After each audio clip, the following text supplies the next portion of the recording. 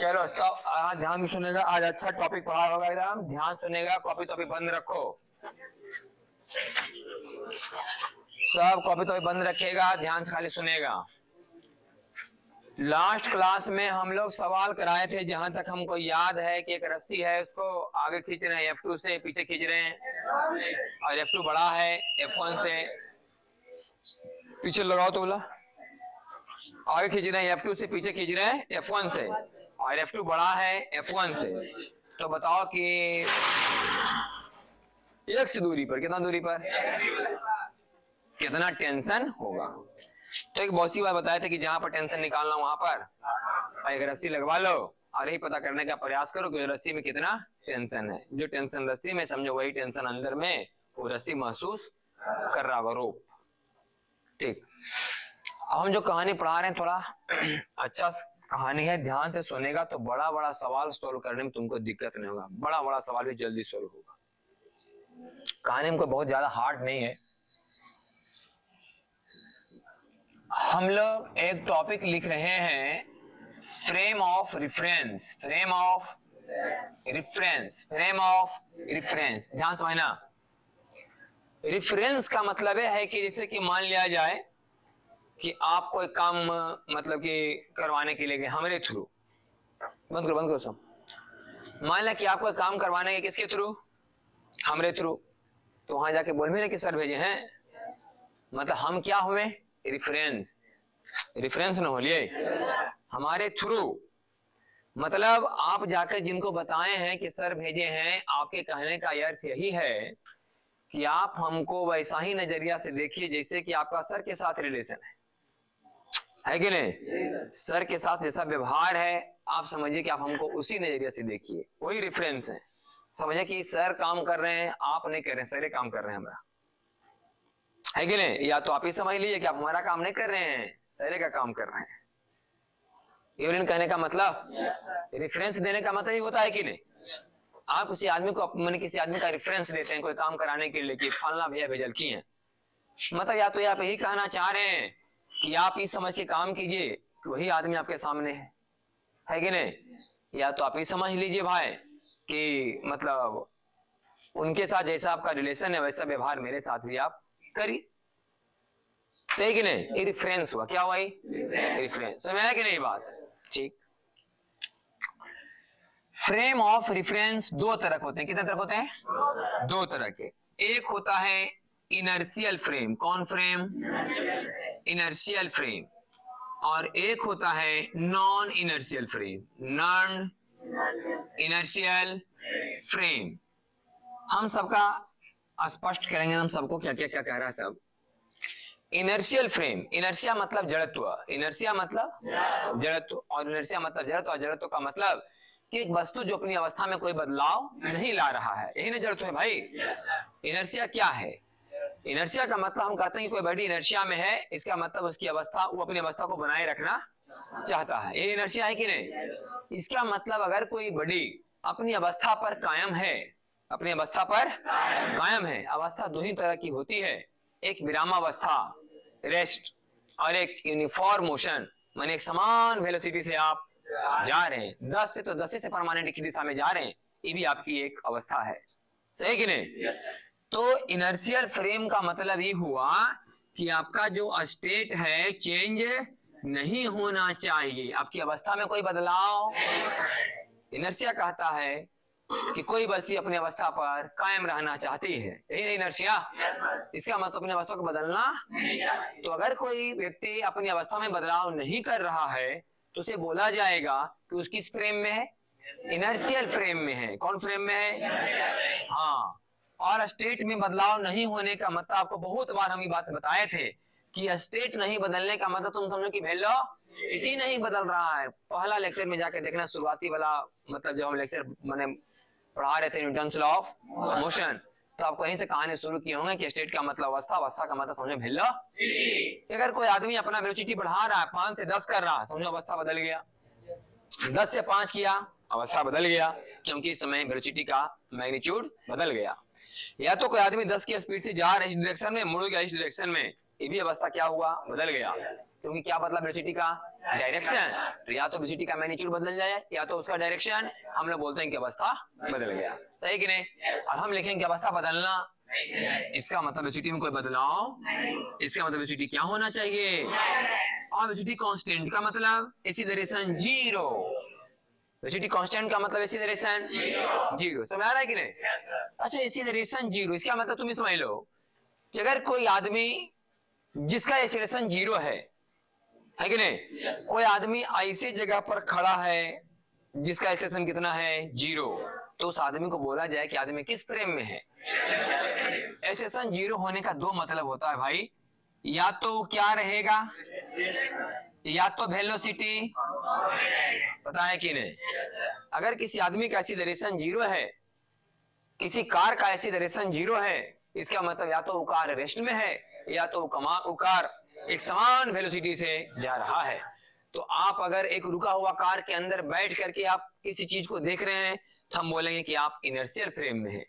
एक समान वेग से चलता हुआ कार के अंदर में आप बैठ के किसी चीज को देख रहे हैं, इसका मतलब आप इनर्शियल फ्रेम, सही कि नहीं।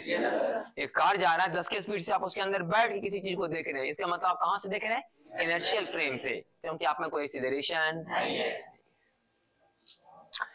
नॉन इनर्शियल फ्रेम का मतलब होता है कि acceleration is not equal to zero, मतलब एक्सीलरेशन है, जीरो नहीं है, मतलब एक्सीलरेशन है। इसका नाम ही है एक्सीलरेटेड फ्रेम।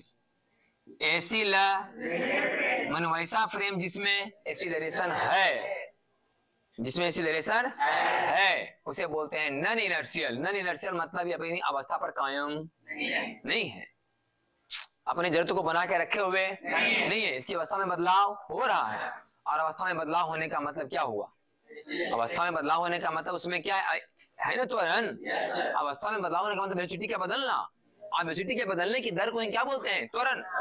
या तो वेलोसिटी का वेग बदले, या तो मतलब मैग्नीट्यूड बदले, या तो उसका डायरेक्शन बदले, हम कहते हैं कि उसमें ऐसी है। इसका मतलब अगर कोई सिस्टम में एक्सीलरेशन है तो कौन फ्रेम में कहा जाएगा, non inertial frame. Non inertial frame का मतलब कौन फ्रेम, एक्सीलरेटेड फ्रेम। अब बात समझ आया कि नहीं।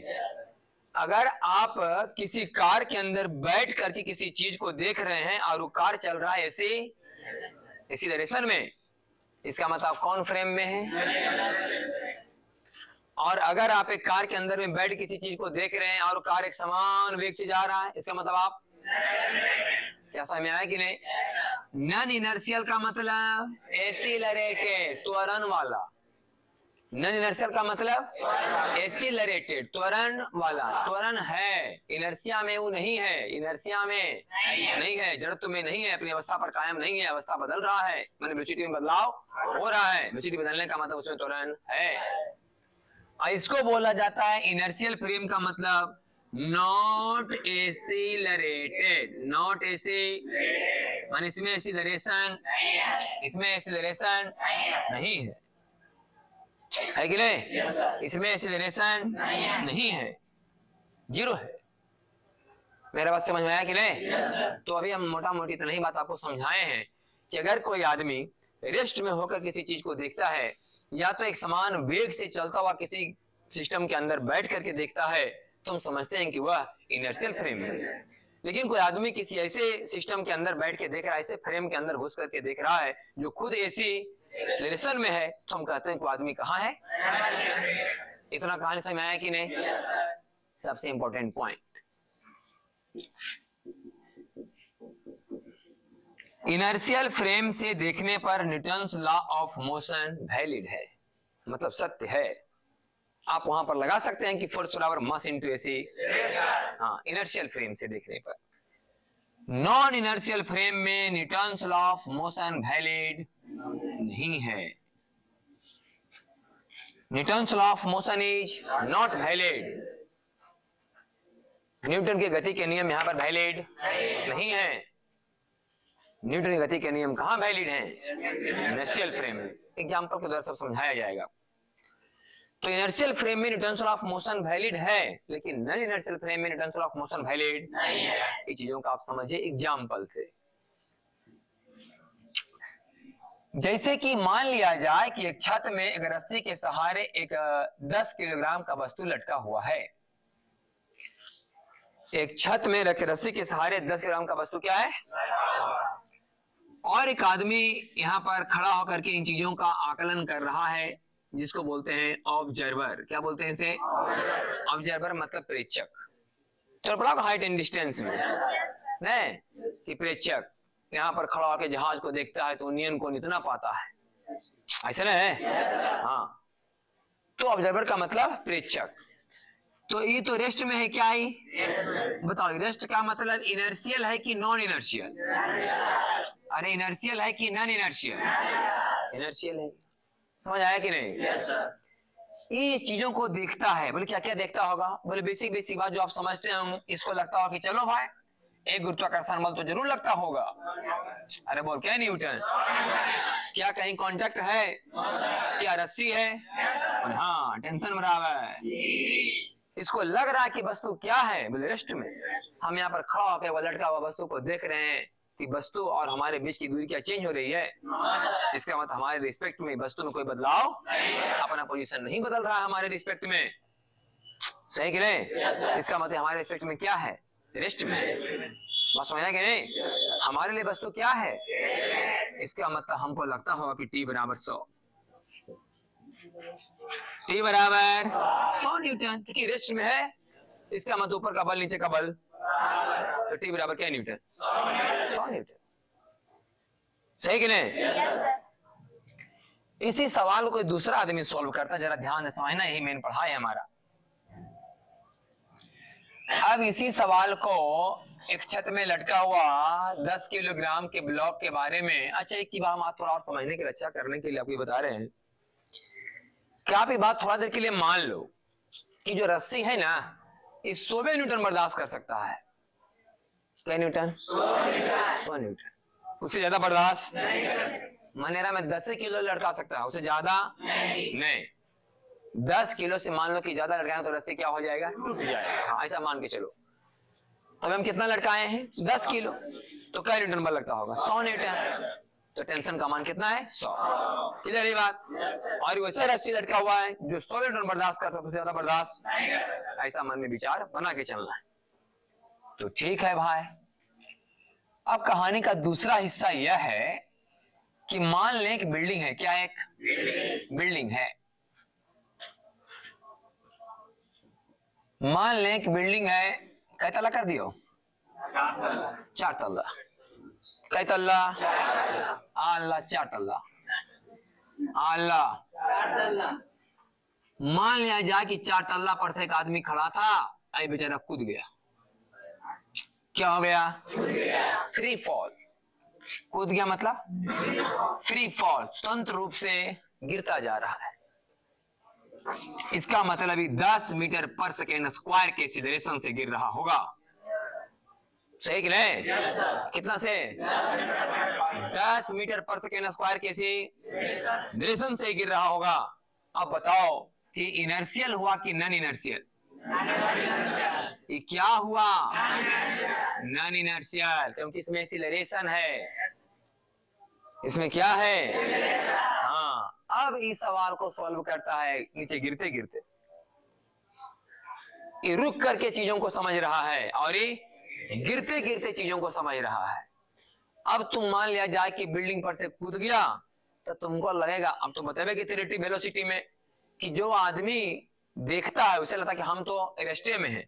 जैसे हम जा रहे हैं 10 के स्पीड से, तो हमारा लगा कि हम तो 10 के स्पीड थोड़ी जा रही है, लगो कि पेड़े पौधा और खम्मा तम्मा 10 के स्पीड से पीछे जा रहा है।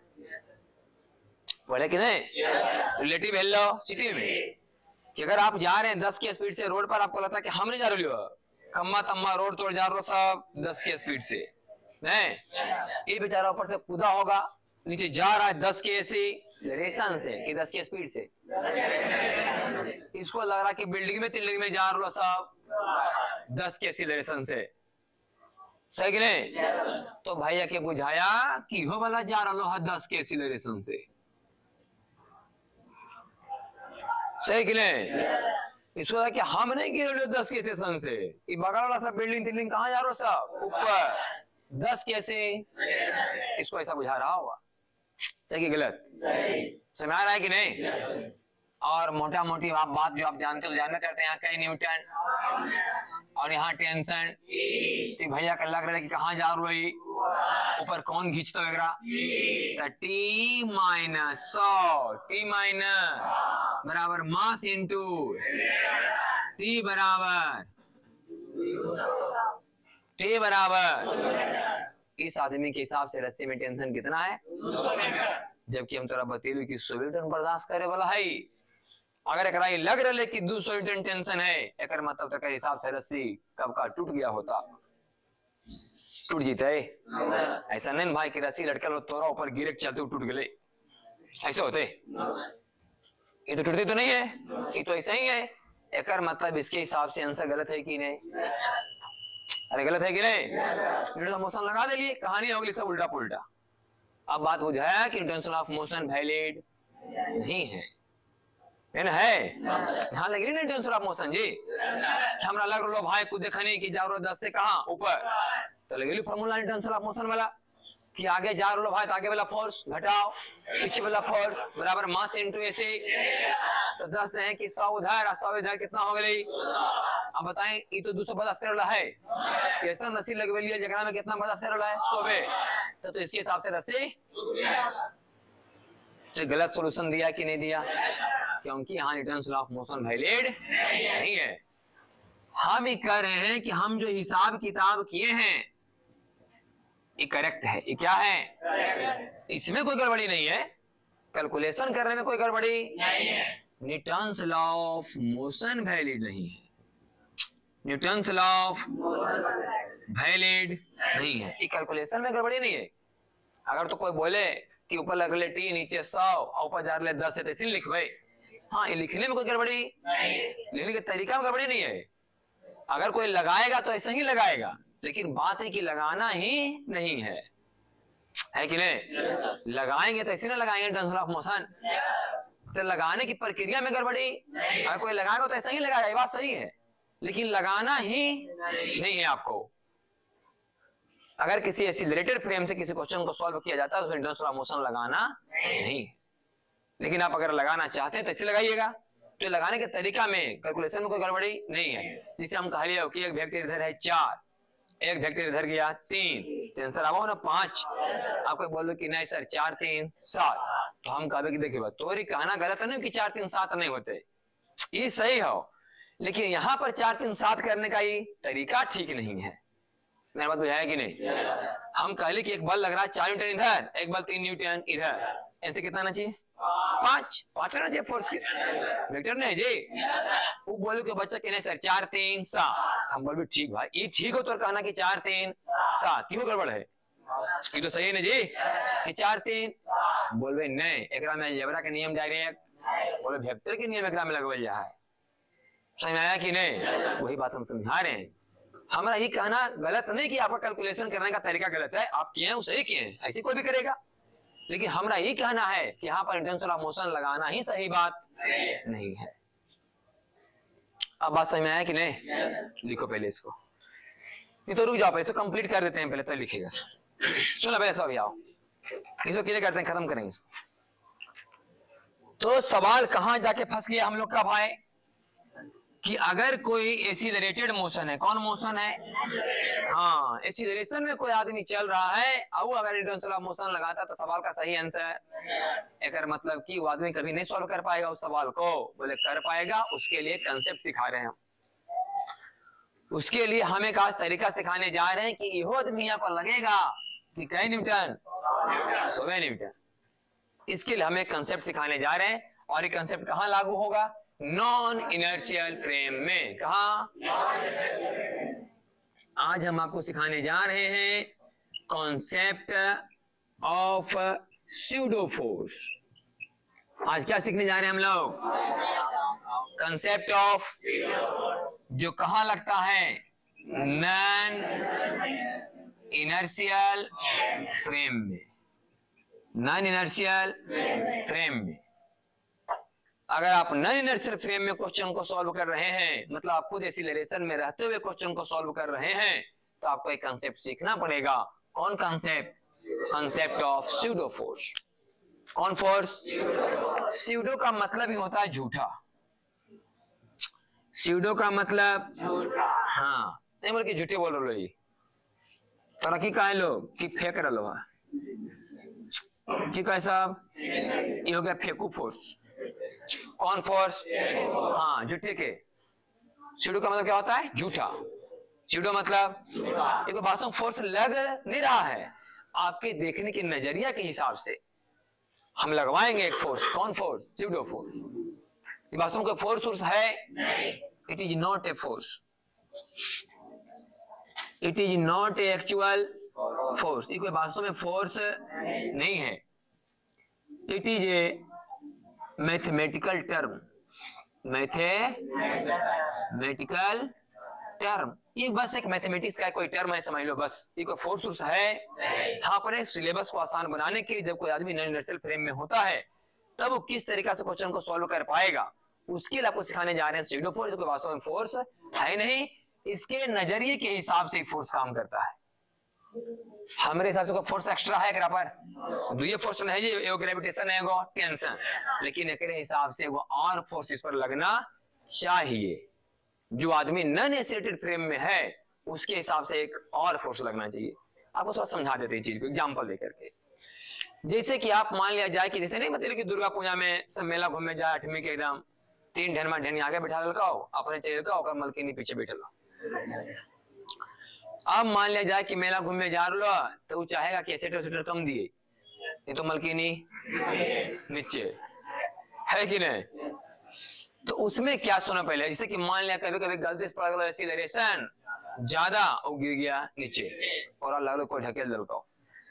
मान लिया औरत पहला बार बैठ लो, तोरा जाने के नहीं मुँह लगी तो ये लग तो ना कोई घिचेवे के चाहे तो धक्का देवे कि नहीं, है कि नहीं। बाहर से तोरा देख लो भेजा जाए, तोरा कोई धक्का उक्का नहीं दिल को, अपने गिर लो तो, है कि नहीं।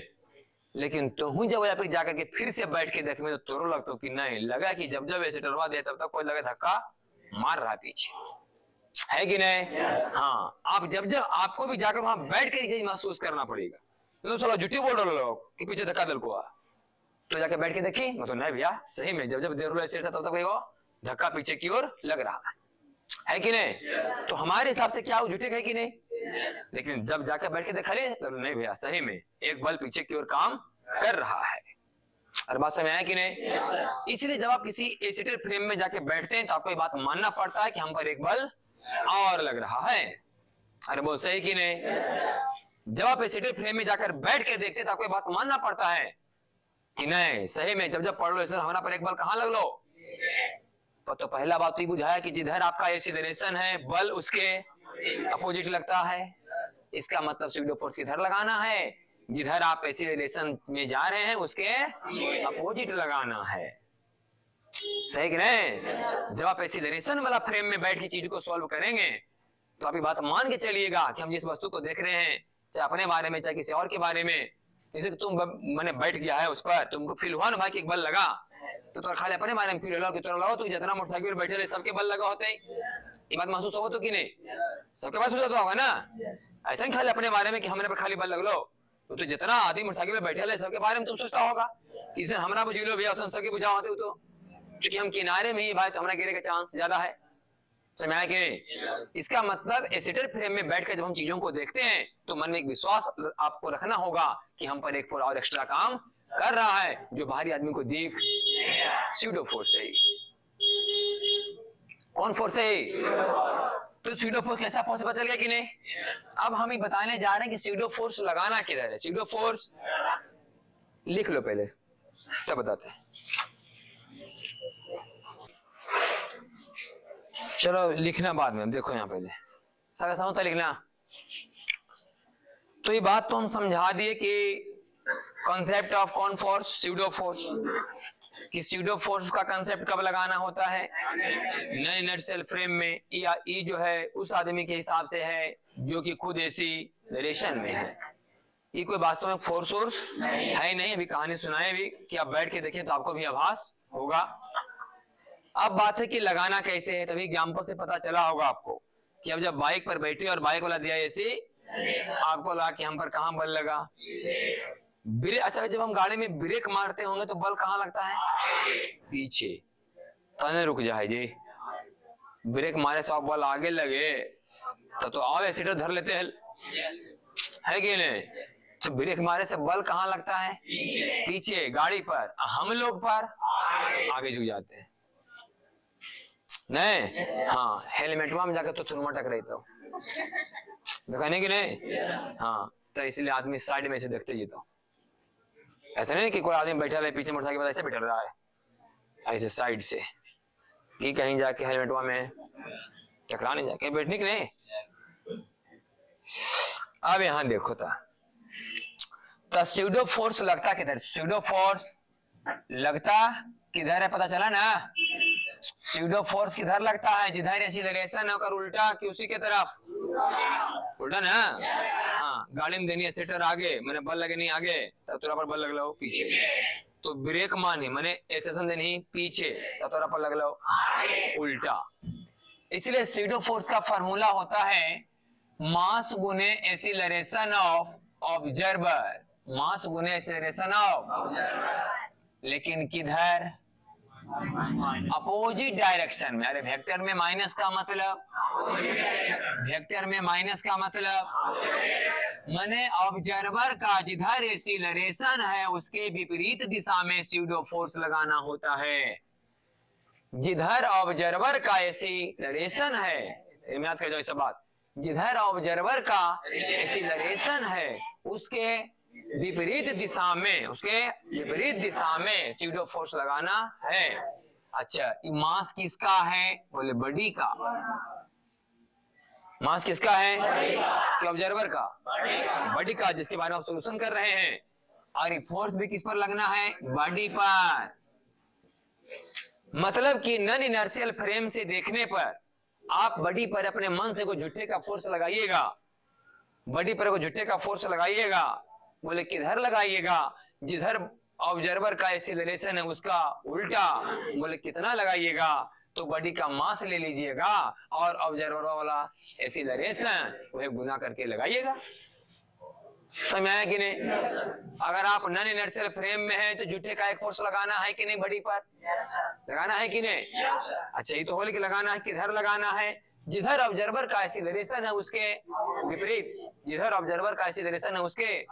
बोले कितना लगाना है? बोले बॉडी का मास ले लीजिएगा और ऑब्जर्वर का ऐसे गुना कर दीजिएगा। सही है? तो अब कहानी को फिर से सॉल्व करते हैं छत पर गिरे वाले आदमी के बारे में। यही छत से एक ब्लॉक लटका हुआ था, कई किलो खले? 10 किलो के। और ही भैया बिल्डिंग पर से क्या हो रहे थे? हाँ, बिल्डिंग वही है कि नहीं? वही है, चरतल्ला है ना बीबी? तो कितना से गिर रहा? यही भैया आप सॉल्व करेंगे, है कि नहीं? ये कौन फ्रेम में है? नॉन इनर्शियल फ्रेम में। तो इनके हिसाब से एगो बल झूठे का लगाओ कन्ने। बोले जन्ने का एक्सीलरेशन होकर एक्सेशन करने है, लगाओ ऊपर एगो झूठे के, है कि नहीं? हाँ, एगो फोर्स लगाना है झूठे का ऊपर, मुंह हमेशा उल्टा, एक्सीलरेशन का उल्टा। कितना लगाना है? बोले बॉडी का मास लिखिए और इसका ऐसे यह कई न्यूटन हो अभी? 100 न्यूटन। ये कौन फोर्स हुआ? समझ में आया? एक फोर्स झूठे का लगा लीजिए अपने पहले।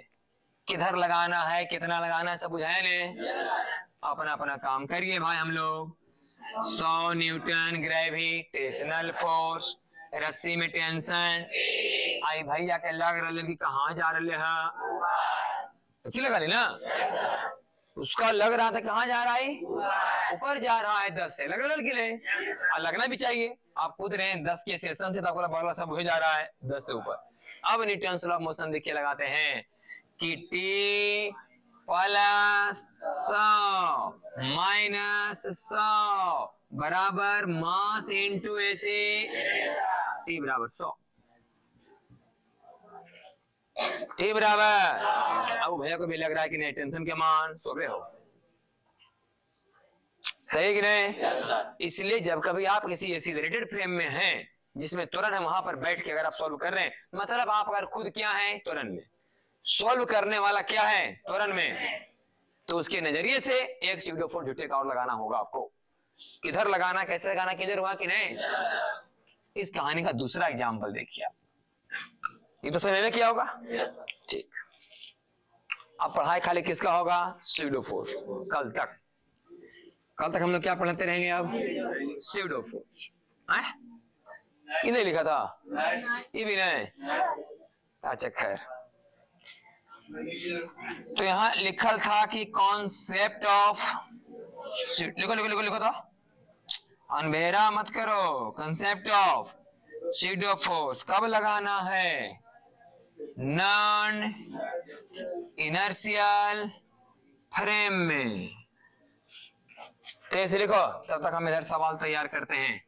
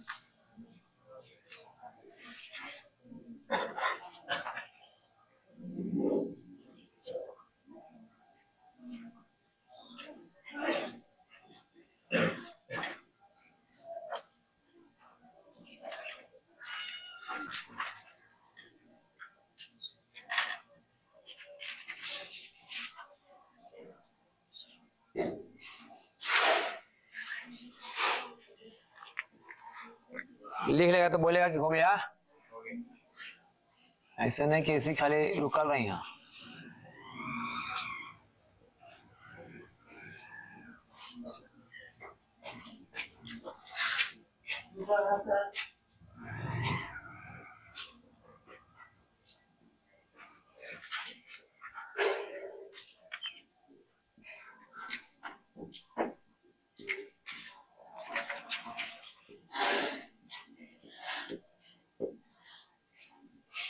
समझिए, अब लिखा गया ना, ध्यान सुनो।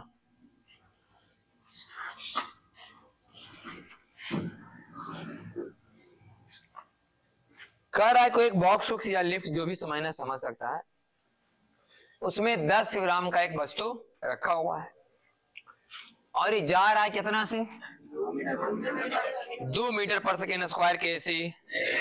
तुम बालू छटवा का कल सुअर की तरह ने, मुसर नहीं लग रहा, सारा चूहा मारे वाला नहीं लगे कि पढ़े वाला है। सला एक बेटा होने पर ऐसे होता है, एक वो है बीचे बीचे में दे दे होते कि हम जहां कुछ बोलने